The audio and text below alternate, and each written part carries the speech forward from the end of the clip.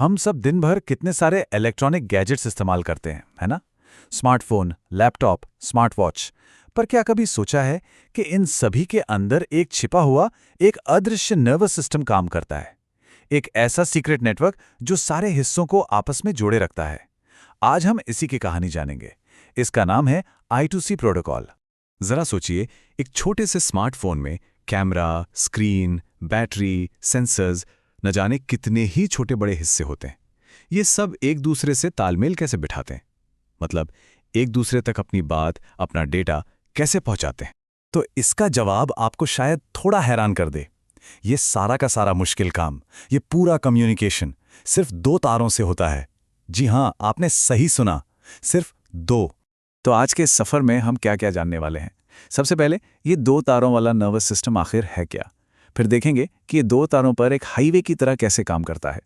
इसके पीछे का जो मैजिक है उसे समझेंगे। ये आपस में कौन सी भाषा बोलते हैं ये जानेंगे। और आखिर में ये भी समझेंगे कि 80 के दशक की ये टेक्नोलॉजी आज भी हमारे गैजेट्स पर राज क्यों कर रही है। चलिए कहानी की शुरुआत से शुरू करते हैं। आखिर I2C को बनाने की जरूरत ही क्यों पड़ी? असल में ये उस बुनियादी इंजीनियरिंग प्रॉब्लम का हल है जिसका सामना डिजाइनर्स को हमेशा करना पड़ता था।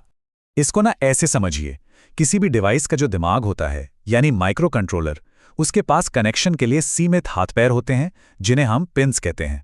अब हाथ तो गिने चुने हैं, पर उसे बात बहुत सारे अलग अलग हिस्सों से करनी होती है। तो पहले क्या होता था? हर नए हिस्से के लिए अलग अलग तार लगाओ। इससे माइक्रो कंट्रोलर के सारे हाथ यानी पिन्स जल्दी ही भर जाते थे और डिजाइन बहुत ज्यादा उलझ जाता था। लेकिन I2C ने इस पूरी गेम को ही बदल दिया। उसने कहा, इतने तारों की जरूरत नहीं है, सिर्फ 2 कॉमन तार इस्तेमाल करो और सिस्टम को सिंपल रखो, चाहे कितने भी हिस्से जोड़ने हों। और बस यहीं पर I2C एक हीरो की तरह एंट्री लेता है। एक ऐसा सॉल्यूशन जो इतना शानदार है कि यकीन करना मुश्किल हो जाए, और वो भी सिर्फ 2 तारों पर। तो I2C का पूरा नाम है इंटर इंटीग्रेटेड सर्किट। इसे 1982 में फिलिप्स ने बनाया था। मकसद सिर्फ एक था कि एक ही सर्किट बोर्ड पर लगी अलग अलग चिप्स आपस में आसानी से और कम से कम तारों में बात कर सकें। और इसकी सबसे बड़ी खासियत क्या थी? इसका सिर्फ 2 तारों का होना। तो अब सवाल यह है कि ये 2 तार हैं क्या? पहले तार SDA या सीरियल डेटा लाइन को एक हाईवे मान लीजिए। ये वो मेन सड़क है जिस पर सारा डेटा, मतलब 1 और 0, एक डिवाइस से दूसरे तक जाता है।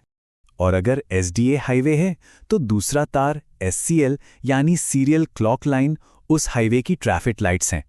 इसे एक मास्टर डिवाइस कंट्रोल करता है और बाकी सबको बताता है कि कब डेटा भेजना है और कब डेटा पढ़ना है, ताकि हाईवे पर कोई जैम ना लगे और कोई एक्सीडेंट ना हो। ठीक है, हाईवे भी बन गया, ट्रैफिक लाइट्स भी लग गईं। पर अब सबसे बड़ा सवाल, अगर एक ही हाईवे पर इतनी सारी गाड़ियां चल रही हैं तो वो आपस में टकराती क्यों नहीं? यहीं पर I2C की असली इंजीनियरिंग का कमाल सामने आता है। ये सोचने वाली बात है ना? दर्जनों डिवाइस एक ही तार से जुड़े हैं। अगर 2 डिवाइस एक ही समय पर अलग अलग सिग्नल भेजने की कोशिश करें तो शॉर्ट सर्किट क्यों नहीं हो जाता? और इसका राज बहुत ही कमाल का और सरल है। नियम यह है कि कोई भी डिवाइस अपनी तरफ से वोल्टेज देकर लाइन को हाई या 1 पर धकेल नहीं सकता। वो सिर्फ एक ही काम कर सकता है, लाइन को जमीन यानी ग्राउंड से जोड़कर उसे लो या 0 पर खींच सकता है। तो ये काम कैसे करता है? बहुत सिंपल है। जब कोई बात नहीं कर रहा होता तो कुछ छोटे स्प्रिंग्स, जिन्हें पुल अप रेजिस्टर कहते हैं, लाइन को हमेशा हाई यानी 1 की स्थिति में खींच कर रखते हैं। अब जब किसी डिवाइस को 0 भेजना होता है तो वो बस लाइन को नीचे जमीन की तरफ खींच लेता है। और 1 भेजने के लिए कुछ भी नहीं करना, बस लाइन को छोड़ दो और स्प्रिंग उसे अपने आप वापस हाई पर ले जाएगा। इसी एक सिंपल से नियम की वजह से कभी भी कोई इलेक्ट्रिकल टकराव नहीं होता। तो ठीक है, हमारा हाईवे अब पूरी तरह से सुरक्षित है। लेकिन अब इस पर ऑर्डरली तरीके से ट्रैफिक चलाने के लिए हमें कुछ नियमों की जरूरत होगी। यहीं पर I2C का प्रोटोकॉल यानी इसके बात करने के नियम काम आते हैं। देखिए, बातचीत का एक पूरा तय तरीका होता है। सबसे पहले मास्टर डिवाइस एक स्टार्ट सिग्नल भेजता है।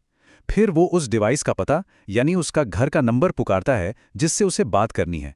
वो डिवाइस जवाब में हाँ मैं सुन रहा हूं जैसा एक एक्नॉलेज सिग्नल भेजता है। इसके बाद डेटा का लेन देन होता है और जब सारी बात खत्म हो जाती है तो मास्टर एक स्टॉप सिग्नल भेजकर हाईवे को दूसरों के लिए खाली कर देता है। अब सवाल ये उठता है कि 1982 में बनी ये टेक्नोलॉजी आज भी इतनी जरूरी क्यों है? जबकि हमारे पास इससे कई ज्यादा तेज टेक्नोलॉजी मौजूद है। तो इसका जवाब है इसकी सादगी, इसकी सिंप्लिसिटी, इसकी सुपर पावर है। लेकिन हाँ, सच तो सच है, इसकी एक बड़ी कमजोरी भी है। I2C बस की स्पीड उस पर लगे सबसे धीमे डिवाइस से ज़्यादा तेज नहीं हो सकती। ये बिल्कुल एक टीम प्रोजेक्ट की तरह है, जहां पूरी टीम को सबसे धीमे काम करने वाले सदस्य का इंतजार करना पड़ता है। पर इसका ये मतलब नहीं कि I2C वहीं का वहीं रुका हुआ है। नहीं, वक्त के साथ इसमें भी सुधार हुए हैं। ये 100 किलोबिट प्रति सेकंड की रफ्तार से शुरू हुआ था और आज अलग अलग ज़रूरतों के हिसाब से इसके 5 मेगाबिट प्रति सेकंड तक के स्पीड मोड्स मौजूद हैं। तो फिर डिज़ाइनर्स इसे इतना पसंद क्यों करते हैं? वजह बिल्कुल साफ है। ये सिंपल है और माइक्रो कंट्रोलर के कीमती पिन्स बचाता है।